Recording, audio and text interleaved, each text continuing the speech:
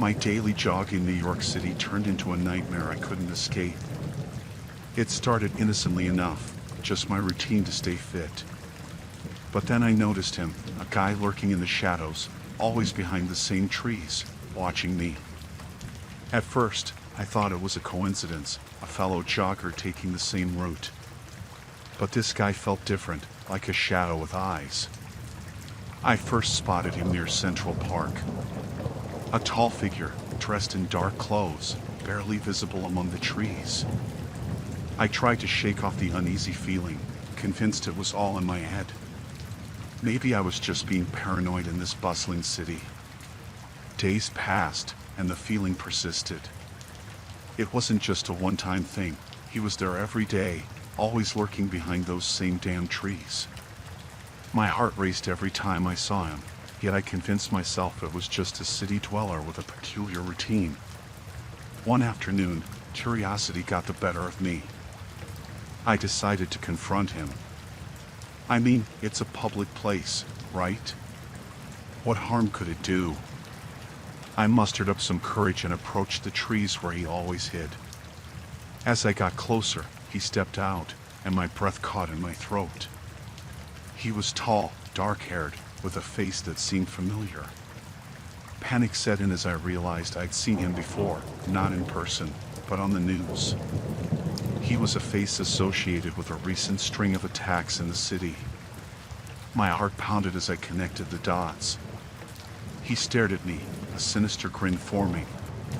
It wasn't a coincidence. He'd been following me, watching my every move. Fear paralyzed me for a moment, but instinct kicked in.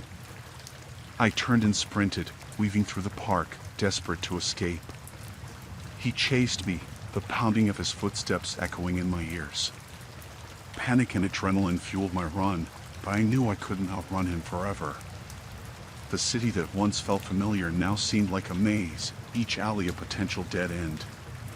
My breaths were ragged, my legs heavy, and he was gaining ground.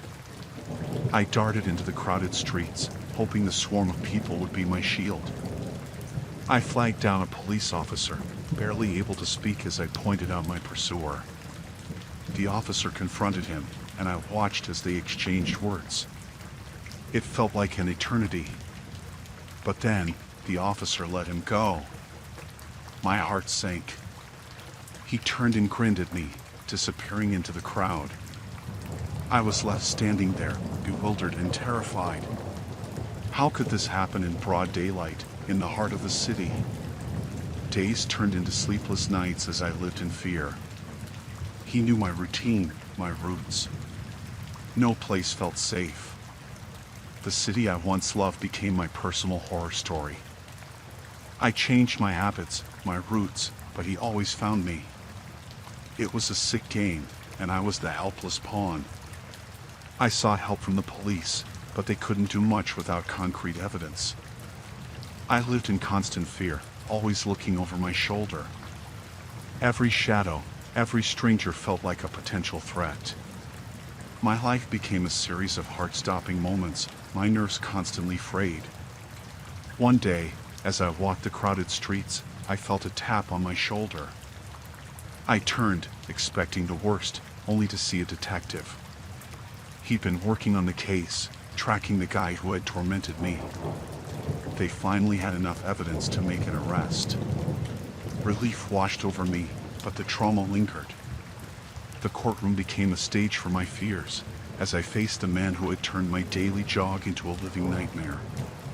He stared at me, unrepentant, and I realized that my life would never be the same. In the end, he was convicted, but the scars remained.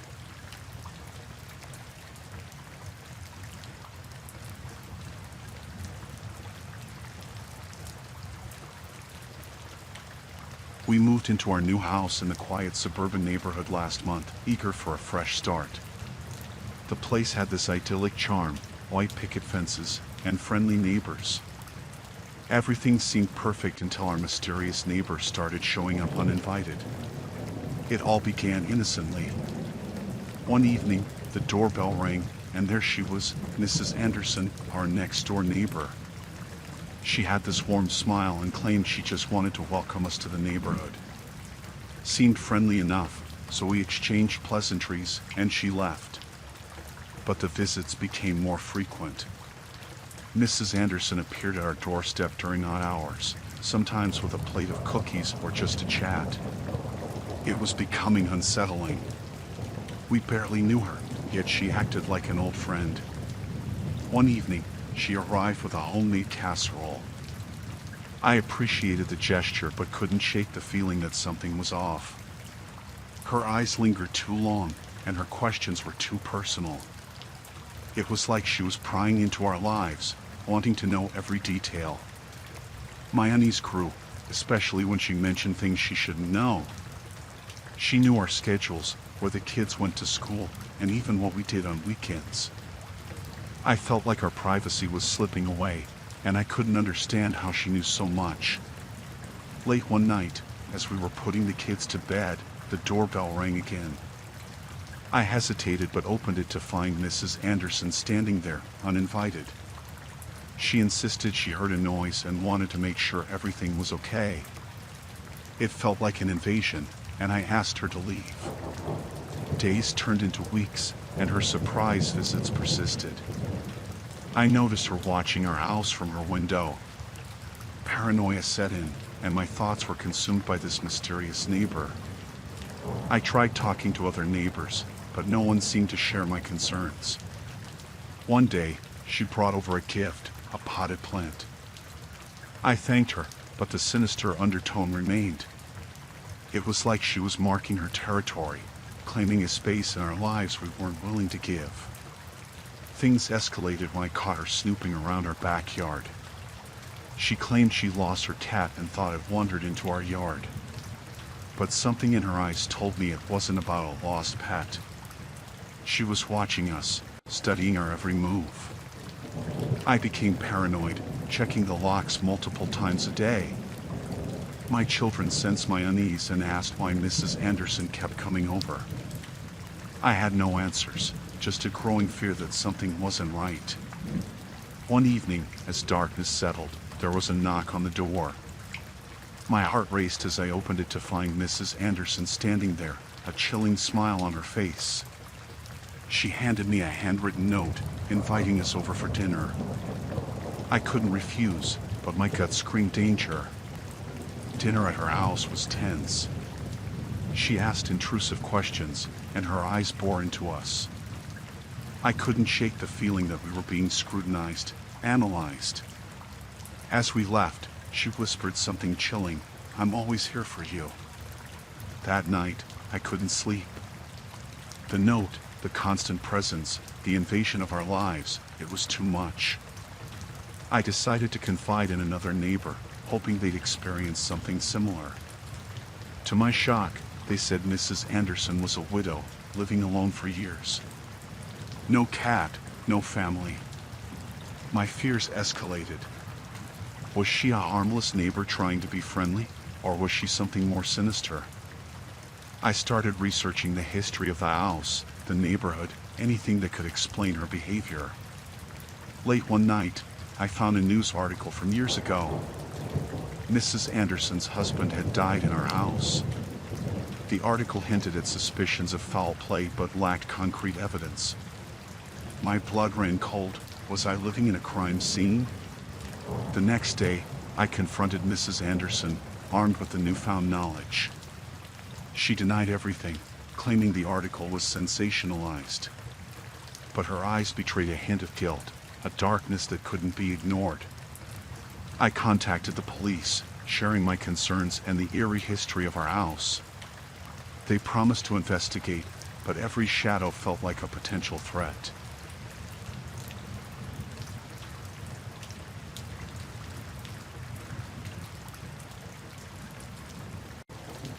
I worked in this office for years, just another face in the sea of cubicles. Nothing ever stood out, just the usual office chatter and the hum of fluorescent lights. Until those notes started appearing on my desk. At first, I thought they were harmless. Anonymous little messages tucked among the papers, like cryptic love notes. But as I read, My stomach churned. These notes knew too much, details about my personal life, my daily routine, things only someone close could know.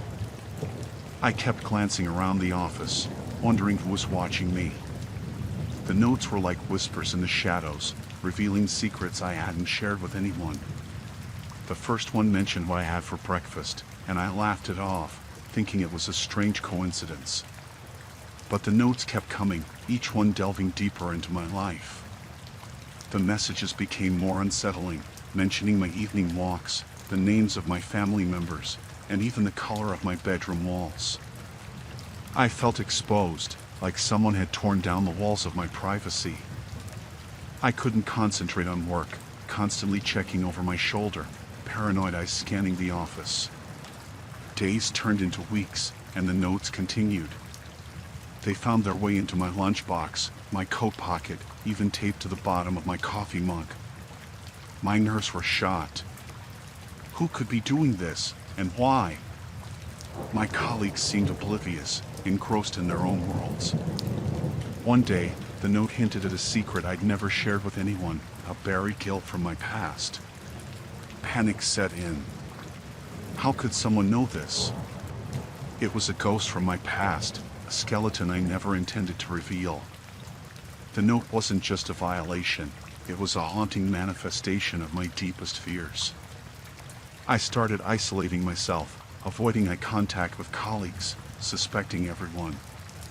The once familiar faces now seemed like strangers, potential spies in this twisted game. My work suffered, but I couldn't focus. The office, once a place of routine, had transformed into a maze of paranoia. I considered talking to HR but hesitated. What if they were involved? The notes hinted at a level of access that was impossible without an insider. My mind was a battleground, torn between confronting the source and protecting my own sanity.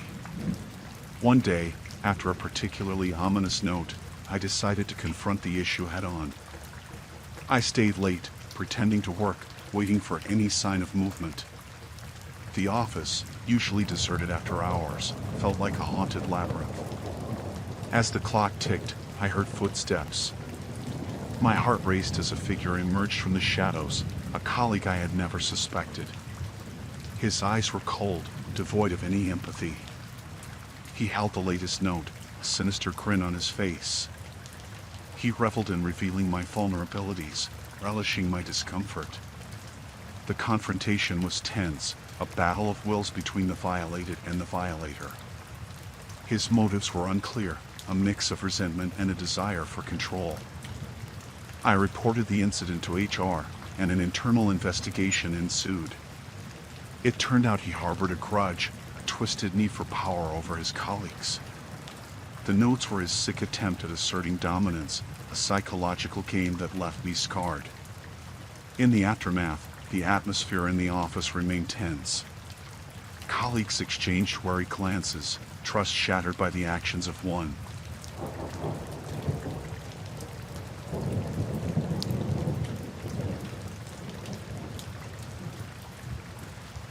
We were on a road trip, just me and my partner, cruising through the vast desert landscape. The sun was relentless, beating down on the car as we rumbled along the dusty highway. We saw him on the side of the road, a lone figure with a thumb in the air. A hitchhiker. He looked harmless enough, just a guy with a backpack, probably stranded in the desert heat. We decided to pull over, feeling a twinge of sympathy. As he climbed into the back seat, he flashed a grateful smile, his eyes hidden behind a mop of unruly hair. Small talk started, the usual traveler questions. Where are you headed? What's your story? He seemed friendly, telling us he was just trying to get to the next town. We exchanged pleasantries, nothing out of the ordinary.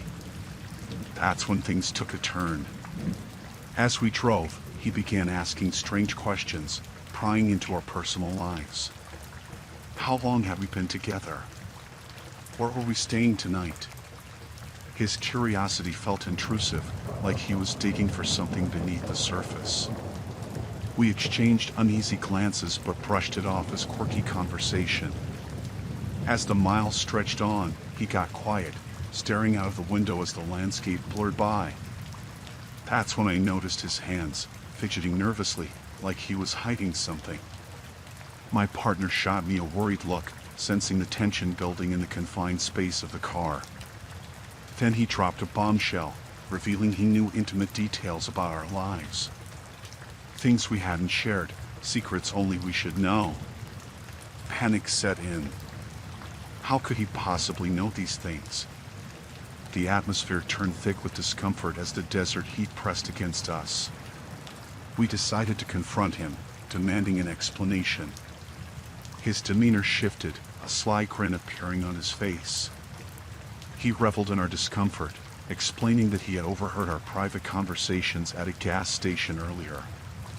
The revelation felt like a violation, a breach of trust that left us on edge. As the sun dipped below the horizon, casting long shadows across the desert, we faced a dilemma. Do we kick him out in the middle of nowhere, or do we endure the unease until the next town? We opted for the latter, but the tension inside the car became palpable. His presence felt like a weight, an unwelcome passenger sharing our intimate space. He kept dropping hints about our personal lives, eerie details that sent shivers down our spines. We were caught in a psychological game, a battle of wits with a stranger who seemed to know us better than we knew ourselves. We reached the town, a small oasis in the vast desert, and pulled over. The hitchhiker thanked us with that same grateful smile, but his eyes told a different story. We watched him disappear into the night, wondering if we had just narrowly escaped something darker. The encounter left us rattled, the trust we had in the kindness of strangers shattered.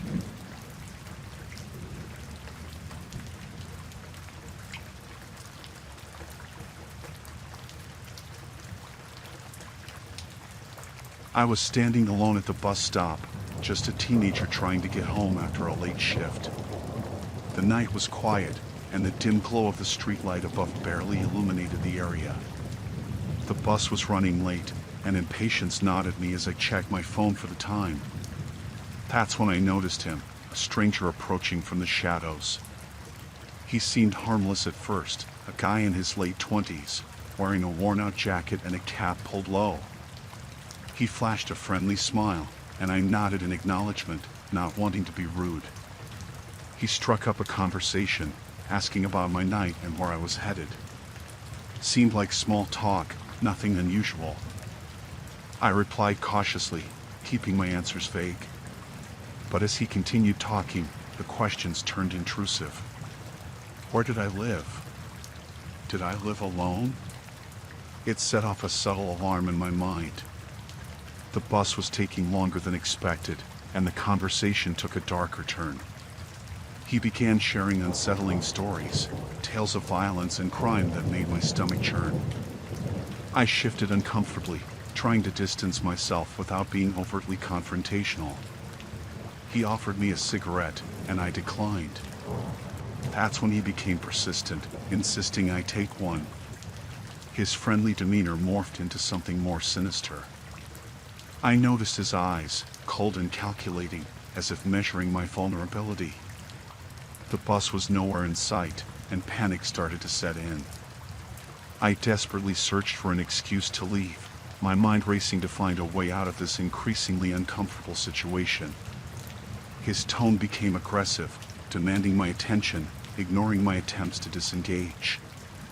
As the minutes stretched into an agonizing eternity, he revealed a hidden agenda.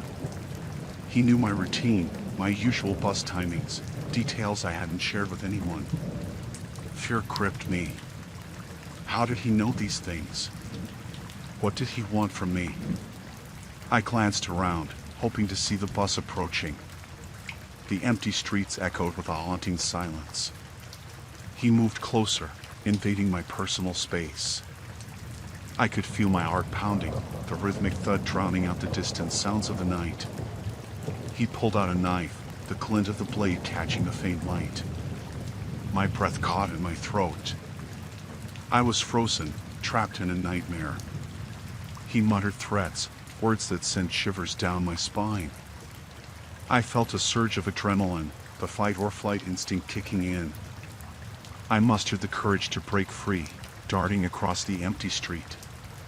The distant headlights of the bus finally appeared, a lifeline in the darkness. I sprinted towards it, my legs fueled by sheer terror. The doors opened, and I stumbled in, gasping for breath. As the bus pulled away, I stole a glance through the window. The stranger stood there, his malevolent gaze fixed on me. The bus driver, oblivious to the ordeal, continued the route.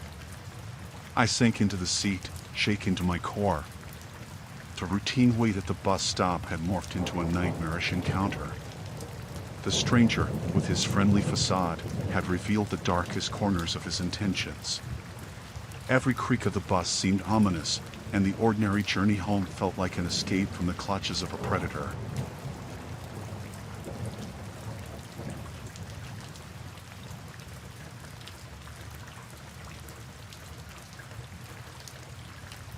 It was one of those long, endless highways, surrounded by nothing but vast stretches of desert.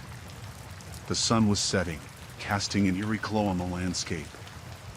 I hadn't seen a town for miles, so when the sign for a remote diner appeared, I pulled into the gravel parking lot, the dust settling around my tired car. The diner looked like something out of an old Western movie. A flickering neon sign buzzed above the entrance, barely illuminating the isolated establishment. I pushed the creaky door open, and a bell jingled as I entered. The air was heavy with the scent of grease, and the only sound was the low hum of a refrigerator. I took a seat at the counter, and the waitress, a tired-looking woman with weary eyes, handed me a laminated menu. I ordered a cup of coffee, hoping the caffeine would keep me awake for the long road ahead. As I sipped the lukewarm brew, a charismatic local sat on the stool next to me. He had that small-town charm, the kind that makes you feel like you've known the person your entire life. He struck up a conversation, asking about my journey and where I was headed.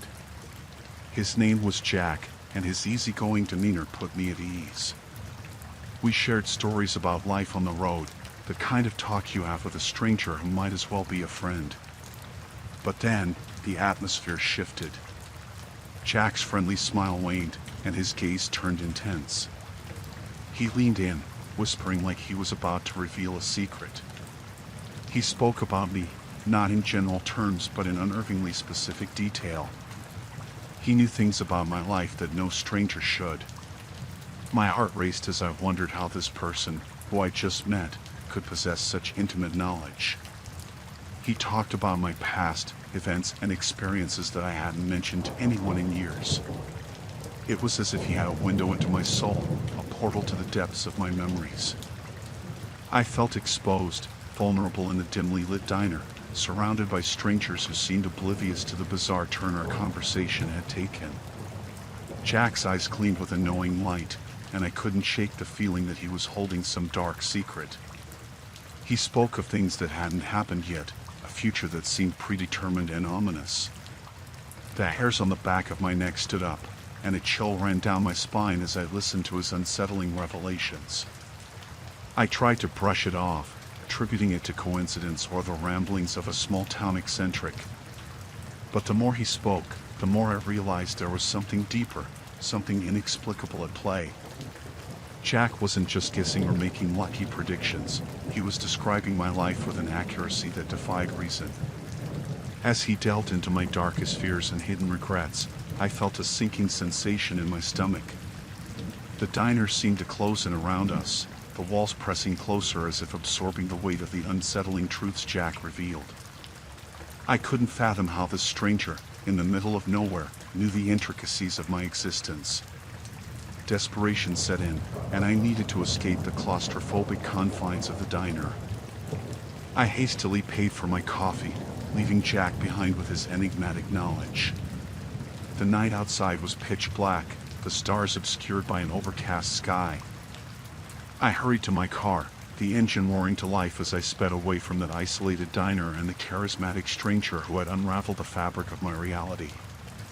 The road stretched out before me, winding through the desolate landscape, The encounter with Jack haunted my thoughts, the unsettling revelations echoing in my mind. I couldn't shake the feeling that I had glimpsed something beyond the ordinary, something that defied the rational explanations of the world. As I drove through the night, the headlights cutting through the darkness, I couldn't escape the sense that I had brushed against a realm where time and knowledge intertwined in ways I couldn't comprehend.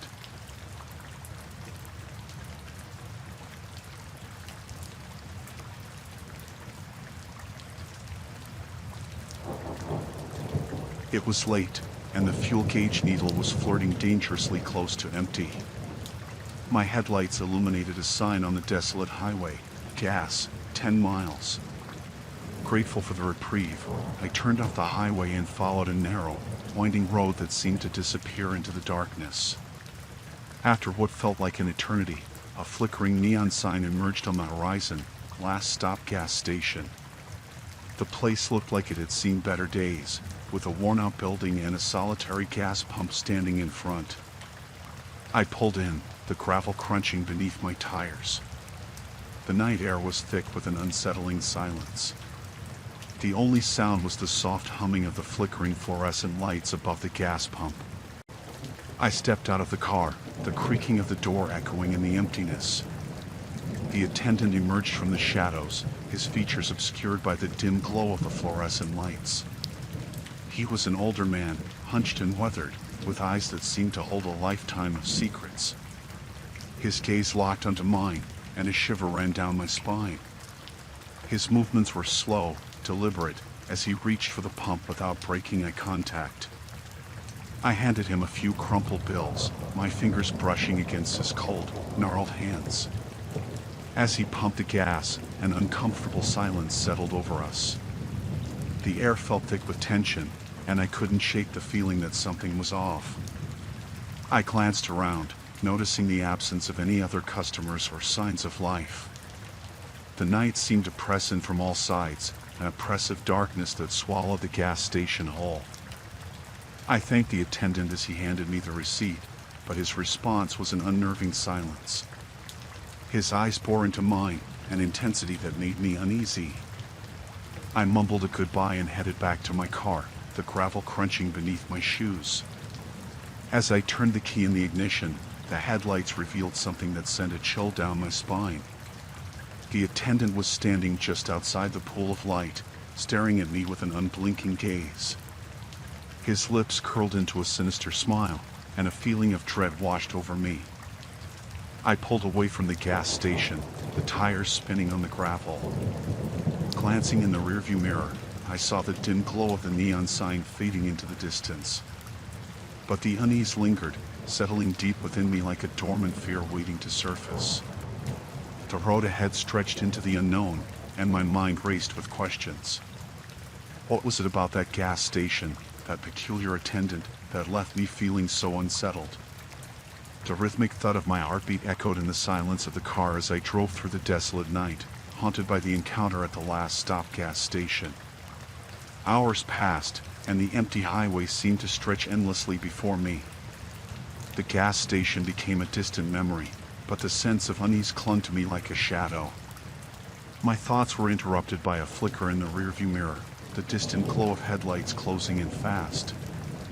I shifted uncomfortably in my seat, trying to shake off the feeling of being pursued.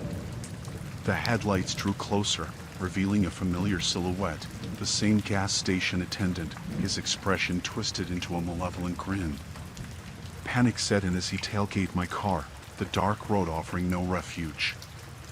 I sped up, desperately trying to outrun the ominous figure behind me. The headlights of his vehicle loomed large in my rearview mirror, casting an eerie glow. The deserted highway offered no escape, and the sense of dread intensified with each passing mile. My mind raced, searching for a solution. Should I pull over, confront the menacing figure, or continue the desperate attempt to escape? Fear clung to me like a suffocating fog as I navigated the desolate road, the gas station attendant a relentless pursuer in the darkness. Suddenly, my car sputtered, the engine coughing to a stop. Panic surged as I coasted to the side of the road, the headlights of the pursuer casting an ominous shadow over my stalled vehicle. The gas station attendant pulled up behind me, his car idling with a low growl. I fumbled with the keys, trying to restart the engine, but it remained stubbornly silent. The air in the car became stifling as I realized the gravity of the situation. Trapped on the deserted highway, pursued by the mysterious and threatening gas station attendant, I felt a cold dread settle over me. He stepped out of his car, the gravel crunching beneath his boots. His malevolent grin widened as he approached my stalled vehicle. The night seemed to close in, the darkness swallowing me whole as I sat there, helpless and at the mercy of this peculiar and increasingly threatening stranger. He reached my window, his face leering in the dim glow. I locked eyes with him, the depths of his gaze filled with malice. I pleaded for mercy, but his expression remained cold and calculating. As he raised his hand to the window, a surge of terror paralyzed me. The encounter at the last stop gas station had escalated into a nightmarish ordeal. The once desolate highway now felt like a sinister trap, with the ominous figure outside my window representing a threat beyond comprehension. The seconds stretched into an agonizing eternity as the gas station attendant's hand hovered, a symbol of impending doom. And then, with a sudden jolt, my car roared back to life. I slammed my foot on the gas pedal, the tires screeching against the asphalt as I sped away from the gas station attendant and the nightmarish encounter on that desolate highway. The headlights of his car faded into the distance, but the haunting memory of that peculiar and threatening figure stayed in my brain.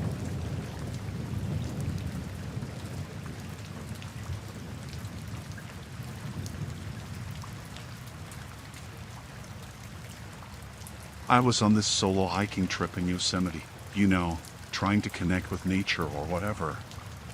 The park was beautiful, all those tall trees and rocky paths. It was serene until I noticed this guy, kind of blending into the scenery. I thought maybe he's just another hiker, But he was always there, a few steps behind me. At first, I tried to shrug it off, thinking it was just a coincidence. But as I turned down different paths, he stayed on my tail. It was weird, like he was intentionally following me. I picked up my pace, tried to lose him among the trees, but he kept matching my speed. The unease settled in when I sat down for a break, and there he was, not too far away. His eyes, man, they were just glued on me. I felt this chill crawling up my spine, like I was being watched by a predator. I tried asking if he needed something, but he just stared.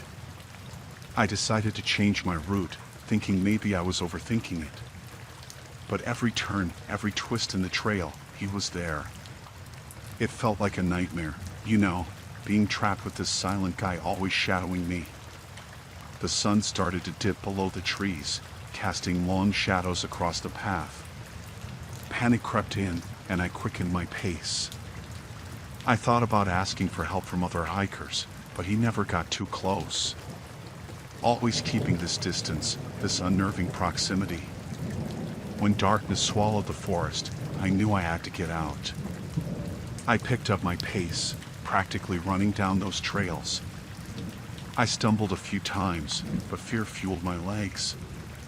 The rustle of leaves behind me felt like a constant reminder that he was there, lurking in the shadows.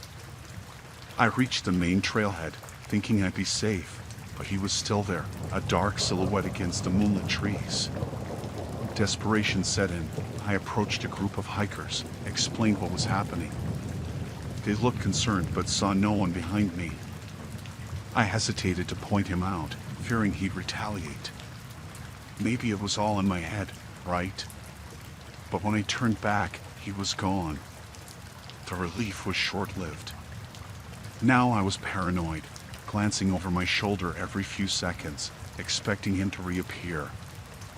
I found a ranger station, told them everything. They took it seriously, said they'd patrol the area. I felt a bit safer, But when I got back to my campsite, he was standing there, on the edge of the clearing, staring. I couldn't sleep that night.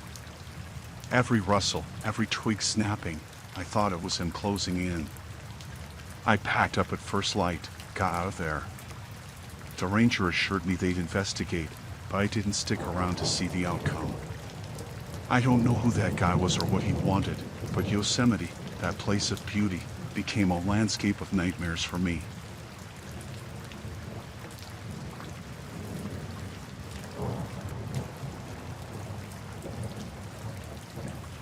There's this thing about online friendships. You never really know who you're talking to. I mean, you chat with someone, share bits of your life, and it all seems innocent, right? That's what I thought, at least, until everything spiraled into a waking nightmare. It all began innocently enough. I met this person on a forum, shared some common interests. We started chatting, casual stuff at first, favorite movies, hobbies, the usual online small talk. But then, things took a weird turn. They started dropping details about my life that I hadn't shared online. Stuff only a handful of close friends knew. At first, I thought maybe I'd slipped up somewhere, overshared without realizing. But the more they revealed, the more I felt this cold chill creeping up my spine. They knew about my favorite childhood pet, the street I grew up on, even the old treehouse in my backyard, things I'd never posted about. I began questioning friends, family, anyone who might have let these details slip. No one knew anything. The online friend, though, they seemed to revel in this unsettling knowledge, taunting me with details only someone close would know. Then, one day, they sent me a picture. A picture of me, from inside my house, doing something as mundane as making dinner. Panic surged through me as I scanned the photo, realizing it was taken from a vantage point only someone inside my home could have. The boundaries between the virtual and real worlds blurred into a twisted reality. I felt like a puppet, strings pulled by this unseen, malevolent force. The messages became more explicit, detailed accounts of my daily life, plans, routines, as if they were constantly watching. I barricaded doors, double-checked locks, but the fear persisted. Every creak, every shadow, felt like their presence lurking in the corners. My sanctuary had become a prison, the walls closing in as I grappled with the unnerving knowledge that someone, somewhere, held an intimate understanding of my life. It wasn't just about my past, they started predicting my future, where I'd be, who I'd meet. The line between coincidence and orchestrated events blurred. I began questioning my own sanity, wondering if I was trapped in some sick game, a pawn in a psychological thriller. One day, I received a message that shattered the fragile illusion of control I clung to. It was a threat, chilling in its specificity. A warning about an event that would occur at a certain time and place, an event only known to me and a select few. The dread settled in, a heavy weight on my chest. The appointed day arrived, and as the clock ticked down, I felt like a character in a horror movie, helpless against an unseen antagonist. When the predicted event unfolded exactly as described, my world collapsed. It was beyond coincidence. It was a calculated invasion of my life, orchestrated by someone who'd seamlessly woven themselves into my reality. In a desperate attempt to regain control, I severed all online connections, disappeared from social media, changed numbers, even moved to a different city. But the fear lingered, a constant shadow haunting my every step. The online friend, or whatever they were, had become an unseen specter, a digital stalker manipulating the fabric of my existence.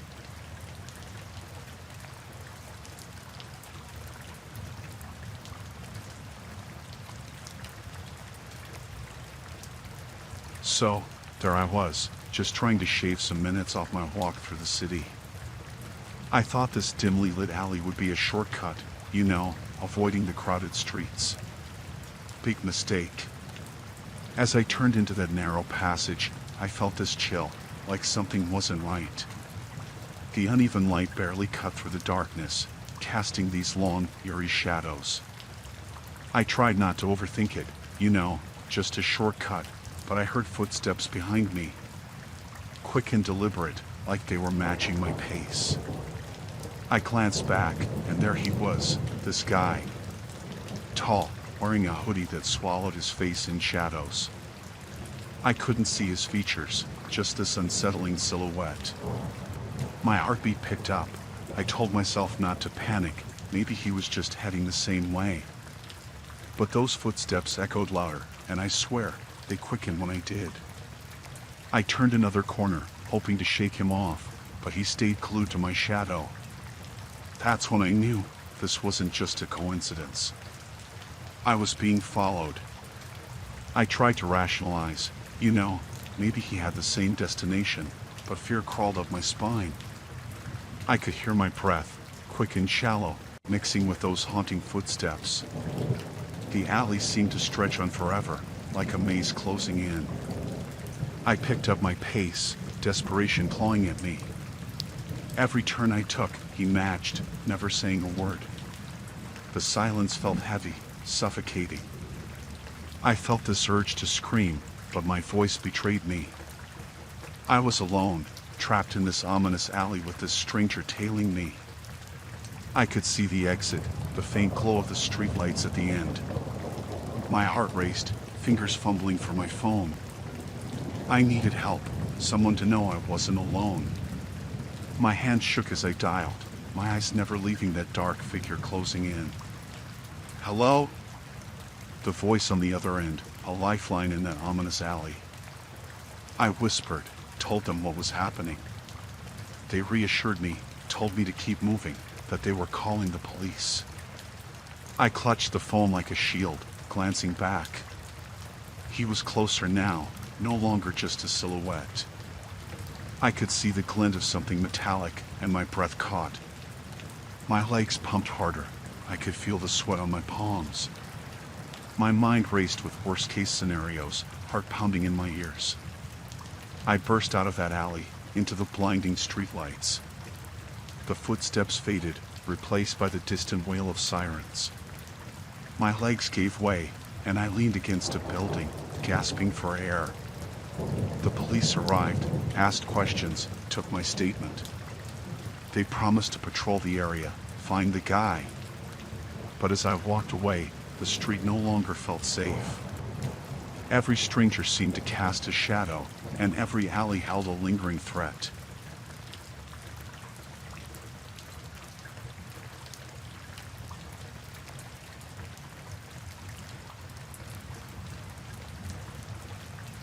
I went to the mall, like any other day.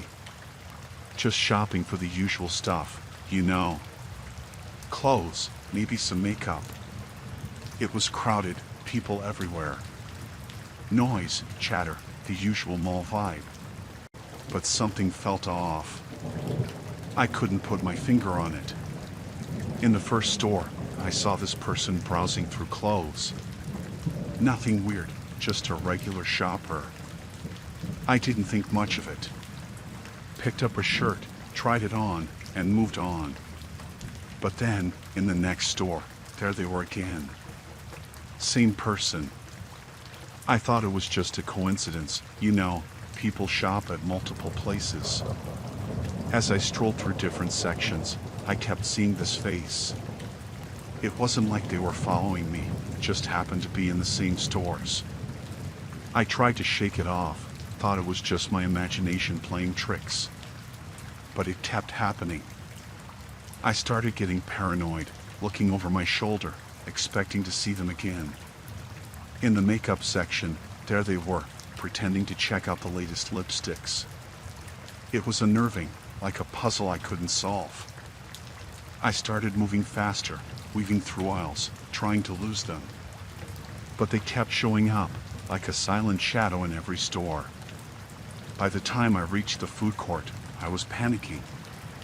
I couldn't enjoy a meal because every time I glanced around, I spotted them at another table. It felt deliberate, like they were playing a game, messing with my head. I couldn't concentrate, just kept checking, wondering if I was going crazy.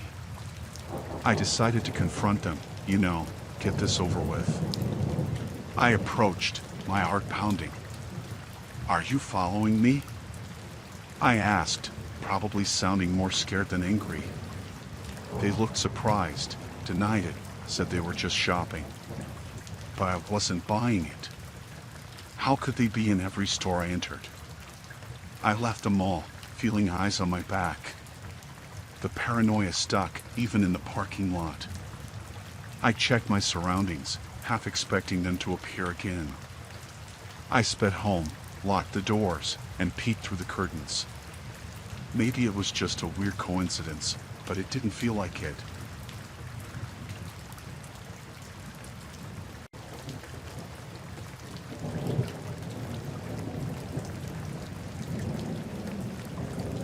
It was just another day, you know? Commuting to work, the usual grind. I headed down to the underground station, people bustling around, lost in their own worlds. The train was a few minutes away, so I stood there, minding my own business, just waiting. And then this guy walks up to me, a complete stranger. Average looking, like anyone you'd pass on the street. But then he starts talking, and it gets weird. He knows things, personal things. Stuff I never told anyone, things buried in the depths of my life. I'm thinking, how the hell does he know this?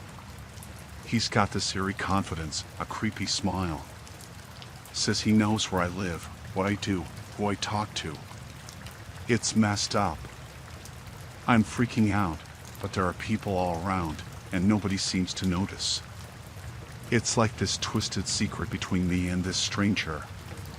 He leans in, whispers stuff only I should know. My childhood, my fears, my secrets. I'm panicking, wondering if I'm being watched or followed. Did I accidentally reveal too much online? But this isn't just internet info, it's personal, deep stuff. Train arrives, and I hop on, thinking I've escaped this bizarre encounter. But no, he's right there, in the same damn car. I move away, try to blend in with the crowd, but he follows. Like a shadow, he's always close, never saying anything threatening, just creepy details about my life. I get off at my stop, practically running to work. Paranoia sets in. Is he still around? Watching. I can't focus, keep looking over my shoulder. Days go by, and he's there, always at a distance, a silent observer. One day, he hands me a photo, a picture of my own living room. I'm frozen, heart pounding. He says, "Nice place you got there."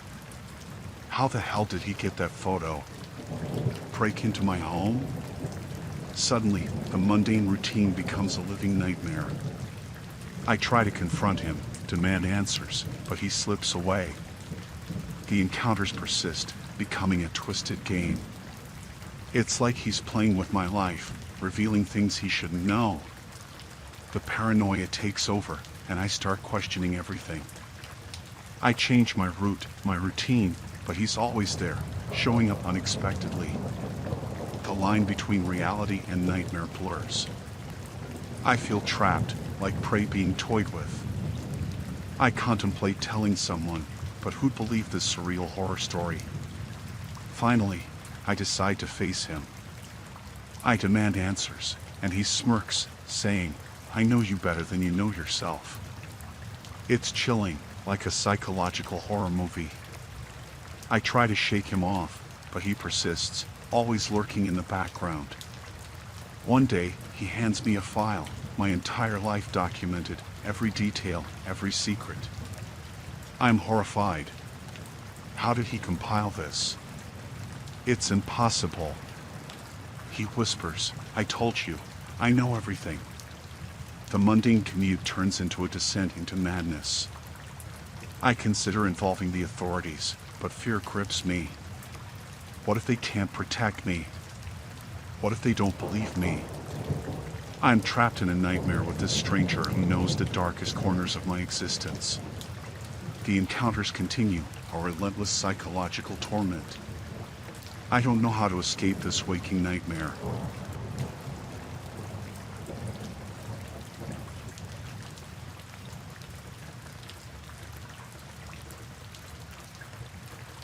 I had a late night Uber, you know? Just one of those rides when you're tired, want to get home, and forget the day. I hop in the back seat, tell the driver my address. Everything's normal at first. We chat a bit, the usual small talk. But then, I start noticing things. Little things. Like, he's not taking the usual route. I don't say anything at first, thinking maybe there's traffic or construction. As we drive further, I realize we're in this unfamiliar area. Streets are dimly lit, not a soul around. I glance at my phone, double-checking the route. It's definitely not the way home. I ask the driver about it, trying to keep it casual, you know? But he just mumbles something about a shortcut, a faster way. My gut's doing this weird twisty thing. I'm not liking this at all. It's like that feeling when you know something's off but can't put your finger on it. The tension in the car is palpable. I try to peer at his face through the rearview mirror, but it's dark and his expression is just shadows. I ask him to stick to the usual route, saying I'm more familiar with it. He nods but keeps going the same way. My heart's doing this rapid thud-thud. I shoot a quick text to a friend, letting them know what's happening, just in case. You can't be too careful, right? I try to keep talking, asking about his night or something, but he's vague, evasive. The streetlights are getting scarce, and I'm gripping my phone like a lifeline. I contemplate asking him to stop, but what if he refuses? What if he's not just a lost driver? We're in this desolate area now, no buildings, no people, just darkness. My mind races, imagining all sorts of scenarios. I notice a gas station up ahead. I insist he pulls in for a moment. I need a breather. He complies, reluctantly. I debate making a run for it, but the desolation outside scares me more than the tension inside the car. I decide to call another friend, put them on speaker. I figure if someone else knows, it might deter any weird stuff. The driver's eyes dart to the phone, and he starts getting visibly agitated. I'm praying we get back on track. My friend's voice through the phone is a lifeline, a connection to sanity. I tell the driver I've changed my mind. I need to go back, and he finally takes a turn towards a more familiar route. Relief washes over me, but the tension lingers. We finally reach my place, and I practically jump out, throwing money at him, not even waiting for change. I rush inside, lock the doors, and peek through the blinds to make sure he's gone. I don't know what that was about, but it felt wrong, unsettling. I report the incident to Uber, just in case. You never think these things will happen to you, but then they do, and it shakes you up.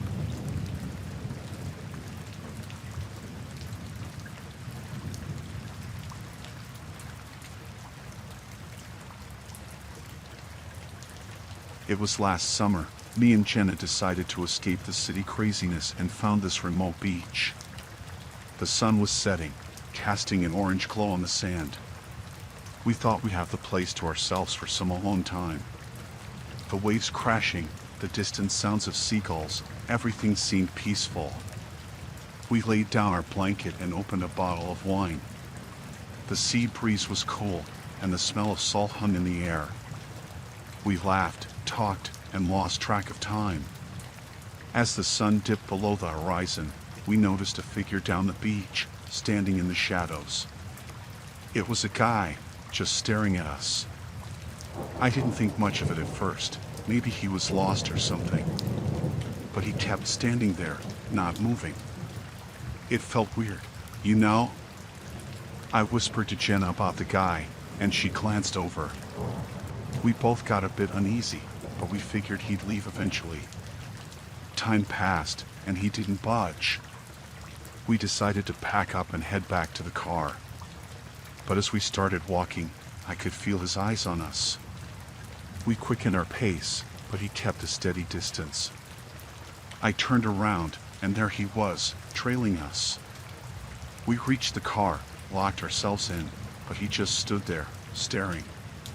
Jenna tried to call someone, but there was no signal. Panic set in. We decided to drive away, thinking we could shake him off. We sped through winding roads, but he followed, always a few cars behind. Finally, we reached a gas station and rushed inside. We told the cashier about the guy, and he agreed to help. The stranger parked nearby and just sat in his car, watching. The cashier called the police, but by the time they arrived, he was gone. Shaken, we stayed at the gas station until morning. The police took our statement and assured us they'd look into it. We went home, hoping it was over. But days turned into weeks, and the guy started showing up everywhere, near our apartment, at the grocery store, even outside my workplace. We got security cameras, changed locks, and filed restraining orders, but he persisted. Jenna couldn't sleep, neither could I. Every shadow felt like him watching. It became a living nightmare, never knowing when he'd appear next. The police couldn't do much. They said without direct threats, it was hard to build a case. We felt helpless, constantly looking over our shoulders. Jenna's smile faded, replaced by fear. Our relationship strained under the constant stress. One day, he approached us in broad daylight. He was calm, said he just wanted to talk. I called the police, but he disappeared before they arrived. The next night, our apartment was broken into. Nothing stolen, but a chilling note left on the kitchen table. I'm always watching. We decided to leave the city, start fresh somewhere he wouldn't find us.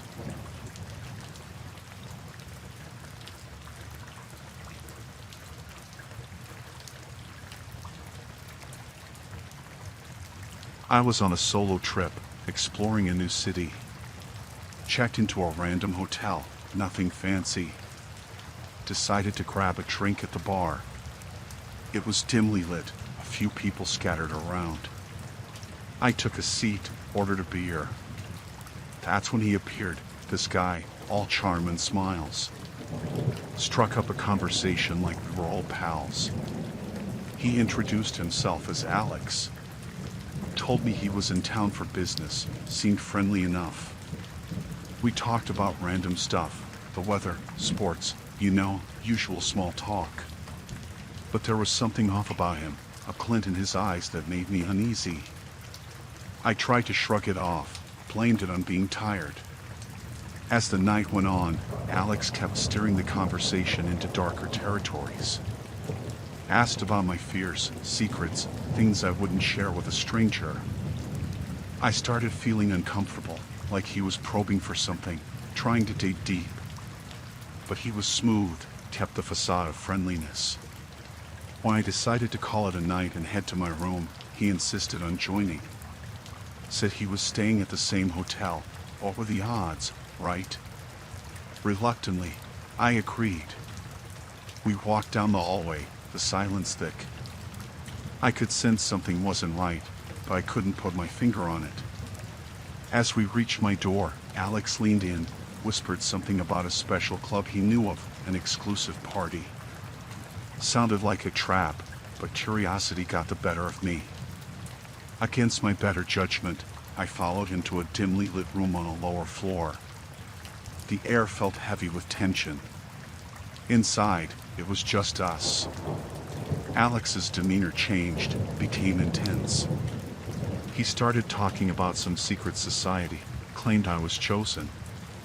Panic set in, and I tried to leave, but the door was locked. He pulled out a knife, flashing it in the dim light. Fear gripped me. I was trapped with a stranger who'd clearly lost it. He rambled on about sacrifices, claiming it was my destiny. I scanned the room for an escape route. Managed to grab a heavy vase from a nearby table. As he approached, I swung it, smashing it against the wall. The noise echoed, and he hesitated. It bought me enough time to unlock the door and bolt out. I ran down the corridor, heart pounding. I didn't look back until I reached the safety of my room. Locked the door, barricaded it with furniture. Called the front desk, told them everything. They called the cops. I waited, terrified, listening for any sign of him. The police arrived, searched the hotel. No sign of Alex. They took my statement, warned me to be cautious. Said they'd keep an eye out for him. I couldn't sleep that night, kept replaying the encounter in my head. Every sound made me jump. The city that seemed so inviting now felt like a nightmare. I cut my trip short, left the next morning.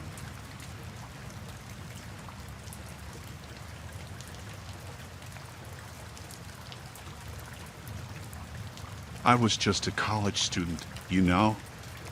Just trying to survive lectures, assignments, the whole drill. Got myself a roommate, seemed normal at first.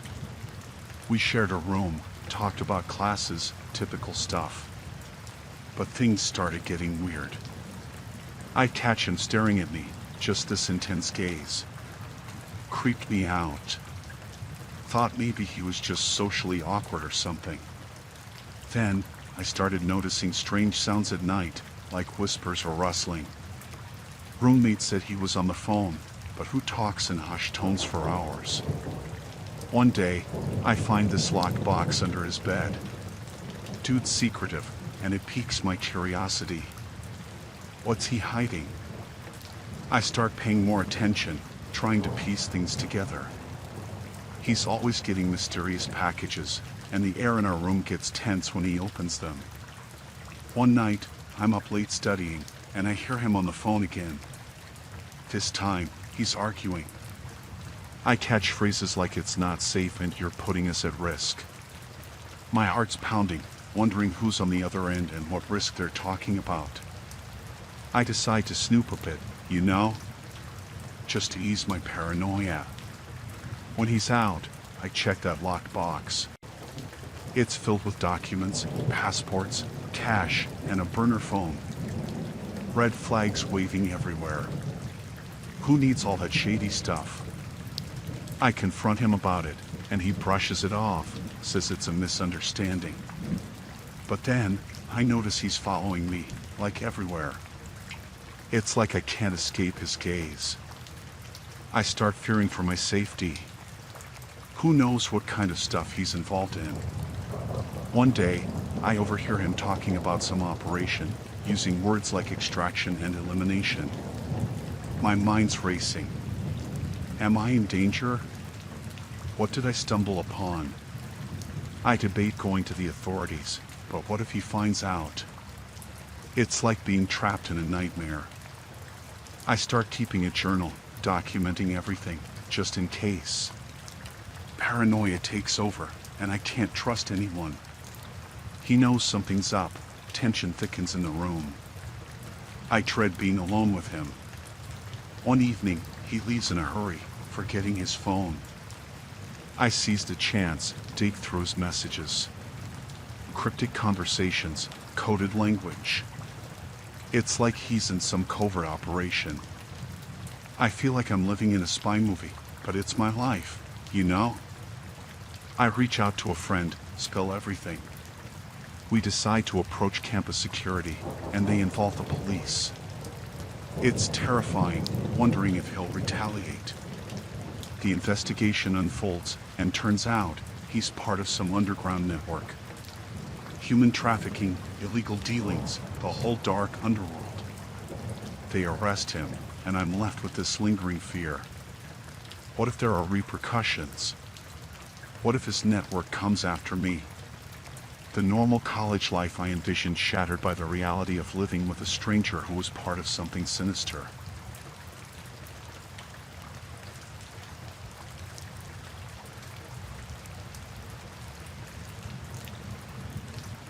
So, I rented this cabin, right?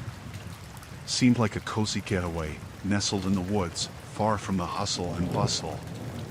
Perfect. But let me tell you, things got real creepy, real fast. The place looked straight out of those nature shows, trees everywhere, silence that almost felt heavy. But the first night, it started. I hear footsteps outside, just rustling leaves, you know? Thought it was a deer or something, but it didn't feel right.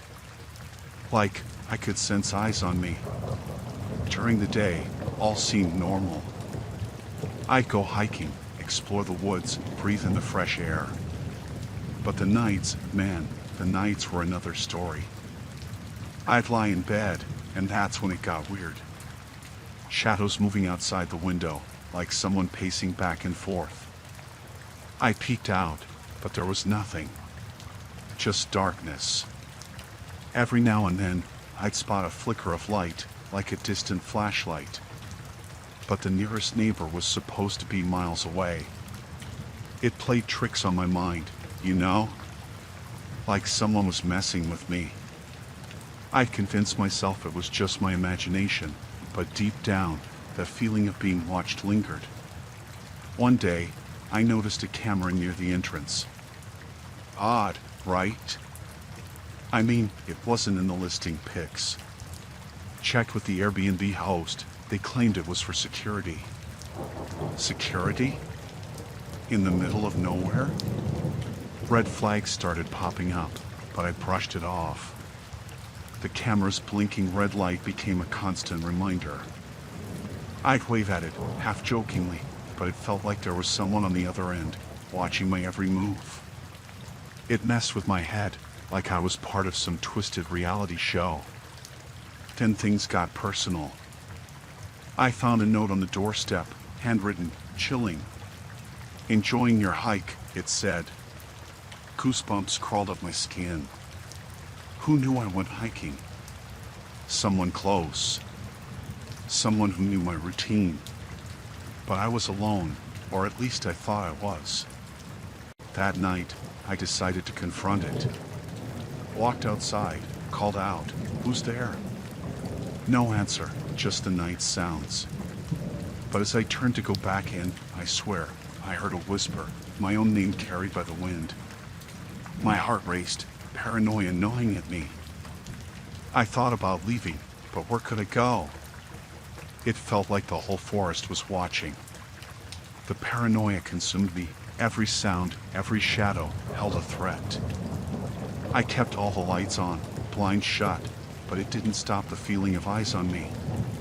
The final straw was when I found pictures inside the cabin, pictures of me doing regular stuff. Cooking, reading, sleeping. How did they get those? Was someone sneaking in when I was out? That did it. I packed up, left in a hurry, didn't even care about a refund. Now, I can't shake the feeling. Every time I close my eyes, I see that cabin, the shadows, the camera's blinking red eye. It's like I brought a piece of the woods back with me, the feeling that someone or something is still watching, waiting. The peaceful getaway turned into a nightmare, a paranoia that won't let go.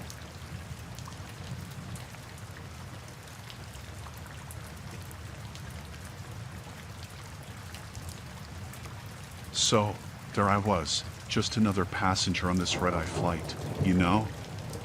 Thought it would be a routine journey, some napping, maybe a bit of in-flight entertainment. But let me tell you, this one turned into a whole different story. So, we're cruising along, and I spot this guy across the aisle. Average looking, nothing too weird at first. But as the hours ticked by, things took a turn for the bizarre. He kept fidgeting, constantly checking his watch like he was running out of time or something. I figured, maybe he's just nervous about flying. Happens to the best of us. But no, this was beyond normal jitters. He'd glance around, eyeballing everyone like he was sizing us up. Creepy, you know? Like, why is this dude scrutinizing his fellow passengers? Then came the weird muttering, barely audible, but it was there. I strained my ears, trying to catch what he was saying. Sounded like some gibberish, mixed with heavy breathing. Gave me the chills, I swear. Passengers nearby started shooting concerned looks at each other, like, "You hearing this too?" But it didn't stop there. Oh no! He pulled out a notebook, started scribbling furiously. I couldn't see exactly what he was writing, but the intensity, it was like he was documenting a descent into madness or something. The flight attendants, they noticed. They were all discreet, trying not to escalate things. But there was this tension in the air, this collective unease that you couldn't ignore. People were exchanging glances, sharing nervous smiles like, "What's up with Mr. Strange over there?" As we hit some turbulence, the guy got even weirder. He gripped the armrests like his life depended on it, muttering even faster. At one point, he shot up, started pacing up and down the aisle. Flight attendants had to intervene, ask him to take his seat. But it wasn't your usual "please return to your seat" sort of scenario. It was more urgent, more tense. And then, out of nowhere, he started talking to himself, loud enough for everyone to hear. Something about shadows and time running out. It made my skin crawl. Passengers exchanged glances, fear etched on their faces. I shot a look at the flight attendants, but they wore expressions of concern too.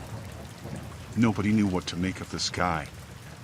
As we descended for landing, he clutched the armrests again, his face a mask of terror. The whole cabin was on edge.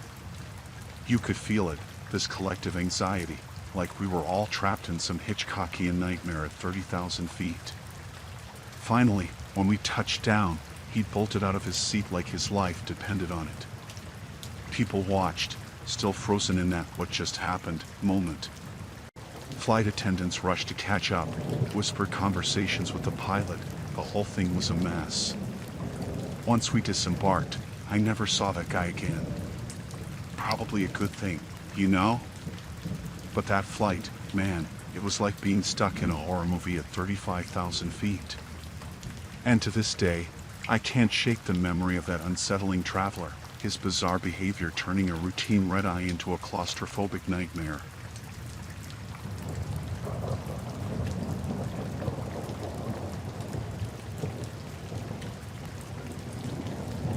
So, there we were, just a regular family on this fancy cruise, Figured it'd be a great getaway, sun, sea, and relaxation. But let me tell you, that cruise turned into something straight out of a horror flick. First off, we noticed this guy, always lurking in the shadows.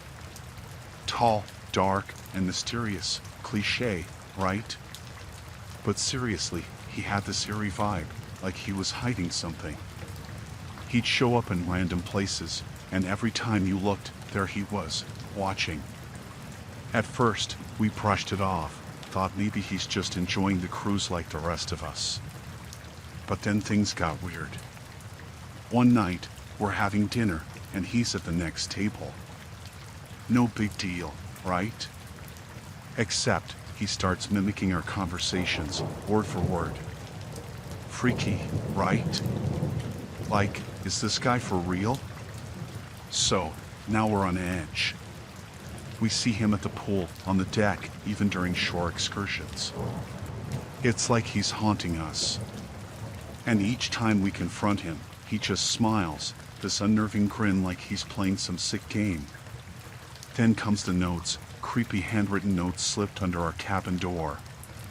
Threats, warnings, all cryptic and unsettling.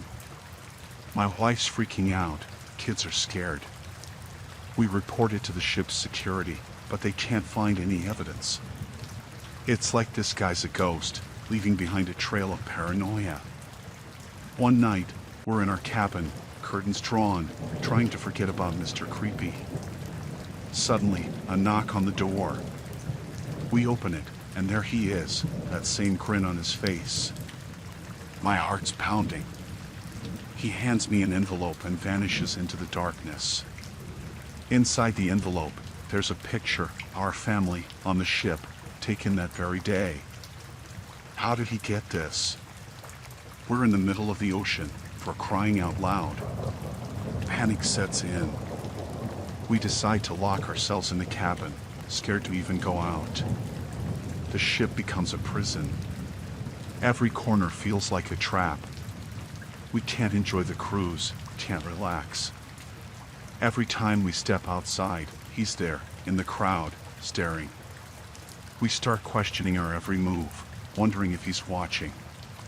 One evening, we decide to attend a ship event, thinking it might help distract us. But there he is, right in the crowd, blending in. We report him again, and this time, security takes it seriously. They question him, but he denies everything. No proof, no evidence. It's infuriating. As the cruise nears its end, the atmosphere becomes suffocating. We're counting down the days, anxious to get off this floating nightmare. We don't know what this guy's deal is, stalker, psychopath, who knows? All we want is to escape this claustrophobic, paranoia-inducing cruise. Finally, we dock. We rush off the ship, scanning the crowd for any sign of him. And just like that, he's gone. Vanished into thin air. We never find out who he is or why he chose us. The cruise line says they'll investigate, but it feels like they're brushing it off. That vacation turned into a nightmare, a luxury cruise haunted by the constant fear of this mysterious stranger. And even as we step onto solid ground, the memory of those unsettling events lingers, like a shadow following us home.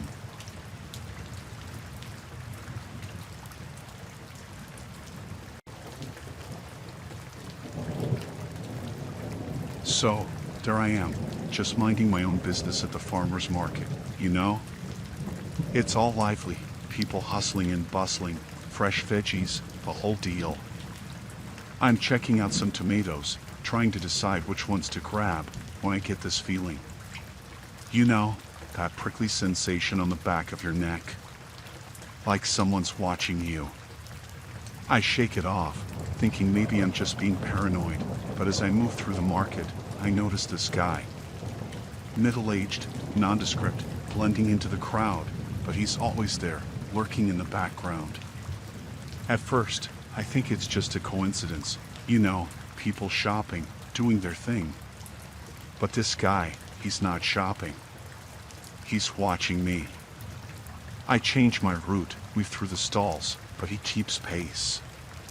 Now, I'm getting uncomfortable. Why is this guy tailing me at a farmer's market of all places? I pick up my pace, duck into a crowded area, thinking I'll lose him. But nope, he's right behind me, eyes locked on me like I'm the main act in his personal show.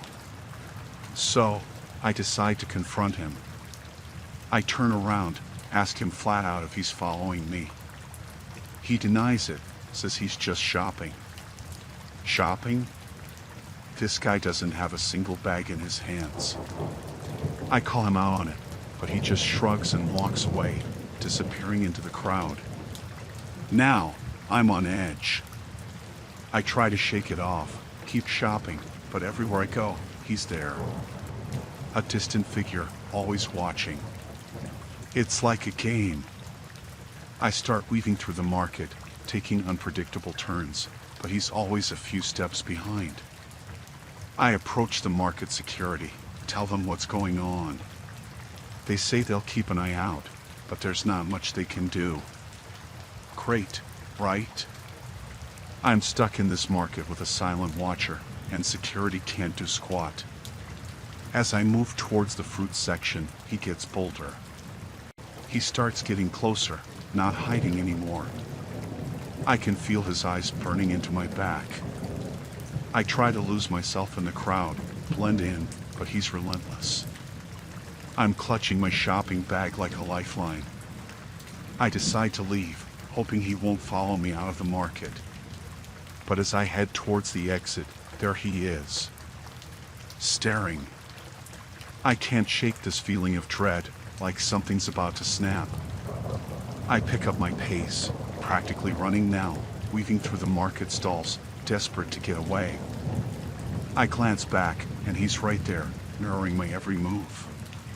Panic sets in. What does this guy want? Is he dangerous? I spot a security guard, approach him, tell him what's happening. He radios for assistance, but as we turn back to look, the guy vanishes into the crowd. Now I'm paranoid. I can't enjoy my shopping. Every corner I turn, I expect to see him again. I try to lose him in the maze of stalls, but it's like he knows my every move. It's not just a farmer's market anymore. It's a twisted game of cat and mouse. I decide to ditch my groceries, head straight for my car. But there he is, standing by my vehicle. How did he get there so fast? I freeze, heart pounding. He stares at me, this unsettling grin on his face. I run back into the market, seeking help. The security guard escorts me to my car, but there's no sign of the guy. I lock myself in, glance around before finally speeding away.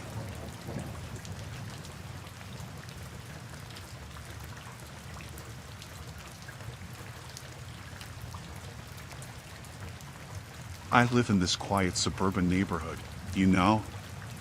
Nice houses, green lawns, the whole package.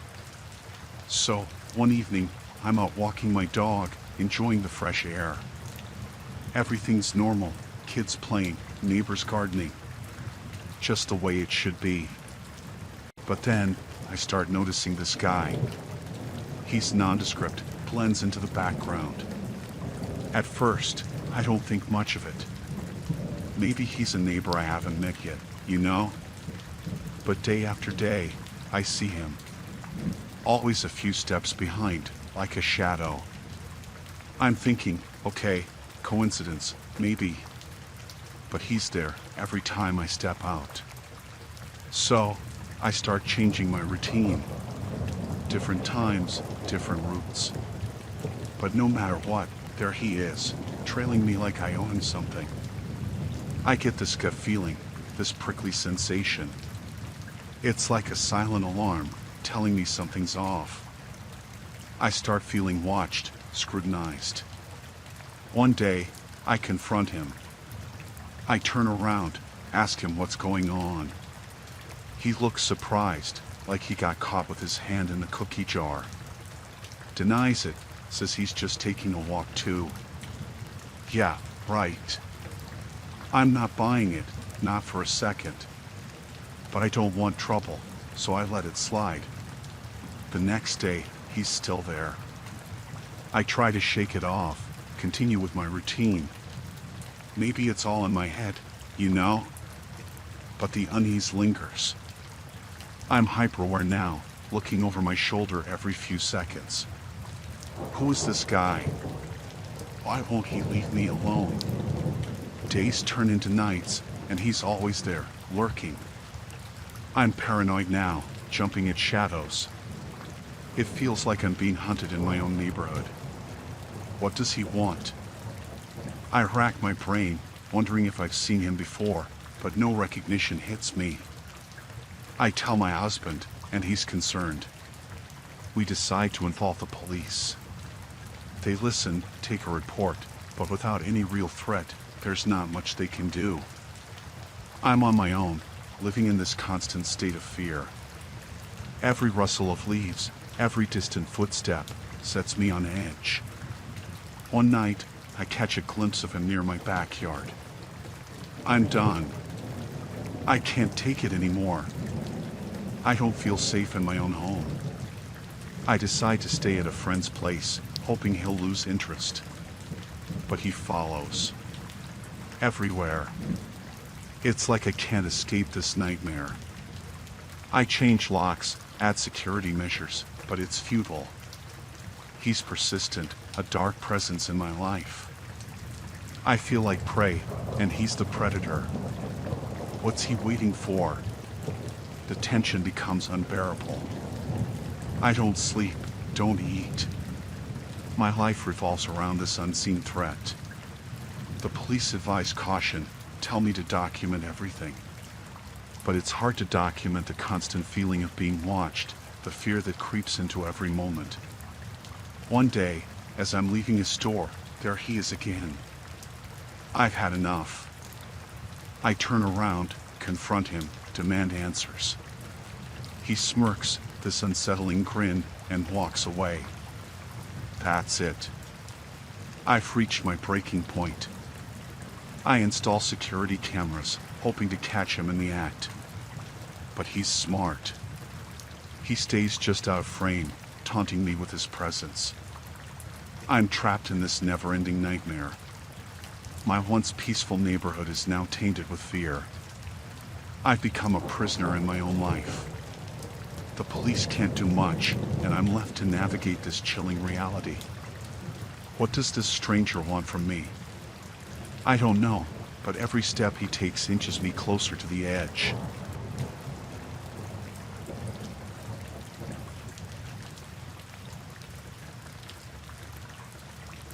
So, this happened last year when my husband was away on a business trip.